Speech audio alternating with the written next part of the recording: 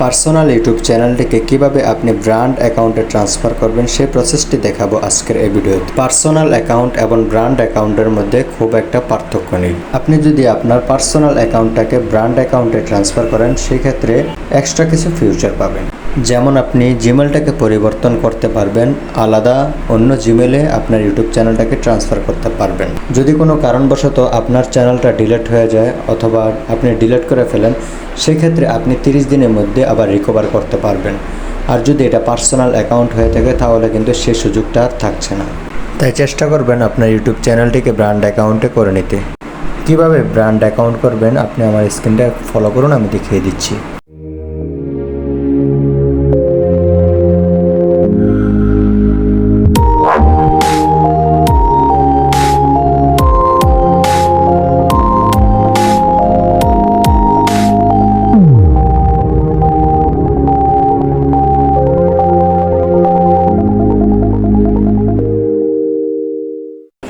YouTube চ্যানেলটি brand account করার জন্য সর্বপ্রথম আপনার মোবাইল ফোনে থাকা গুগল ক্রোম অ্যাপটি ওপেন করে নেবেন।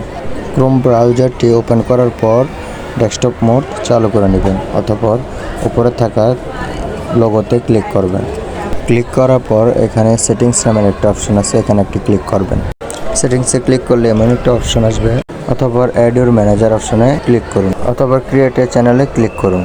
ক্রিয়েট এ চ্যানেলে ক্লিক করার পর এমন একটা ইন্টারফেস আসবে। এখানে আপনি আপনার পূর্বের যে ইউটিউব চ্যানেলটি ছিল সেই ইউটিউব চ্যানেলটির নাম এখানে আবার সেমভাবে তুলে দেবেন। এখানে যেমন আছে ঠিক আমি একটা লিখে দিচ্ছি, STBROTS ব্রাদার্স 505। সো আমার যেহেতু আগের চ্যানেলটি ST ব্রাদার্স 505 লেখা আছে তাই আমি এখানে সেম নামটি দিয়ে দিলাম। ইউআরএলটি ঠিক সেম নামটি দিলে আসবে, দেখবেন এখানে একটি সবুজ টিক চিহ্ন হবে। যে আমার ভুল হচ্ছে যার কারণে এখানে লাল দাগ হচ্ছে। STBROTS brothers brothers 505। So guys এই যে হয়ে গেছে আমার যে এখন হয়েছে।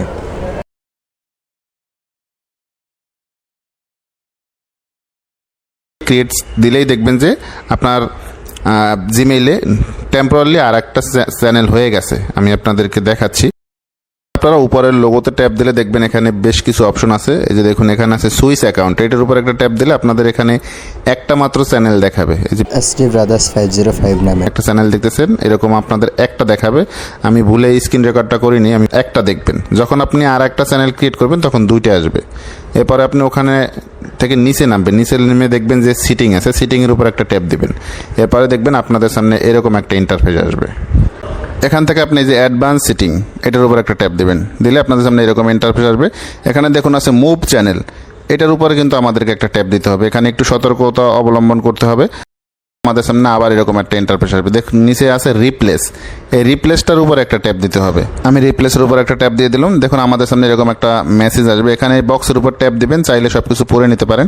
এরপরে ডিলেট অপশনের উপর একটা ট্যাপ দিতে হবে। এরপরে এই যে মুভ চ্যানেল এটার উপর একটা ট্যাপ দিবেন। বাস একটু সময় অপেক্ষা করবেন, আর 10 মিনিটের ভিতরে দেখবেন যে আপনার যে নর্মাল যে অ্যাকাউন্টটা আছে এটা আপনার ব্র্যান্ড অ্যাকাউন্টে ট্রান্সফার হয়ে যাবে। দেখুন এই যে আমার এখানে এসে গেছে, আপনাদেরও এভাবে এসে যাবে। খুব সংক্ষেপে দেখালাম এবং জেনুইনভাবে দেখালাম। আমি আমার নিজের একটা টেম্পোরারি চ্যানেলকে এরকম ব্র্যান্ড অ্যাকাউন্ট তৈরি করে তারপর আপনাদেরকে শিখালাম। আশা করি ভিডিওটি দেখে অবশ্যই আপনারা উপকৃত হয়েছেন।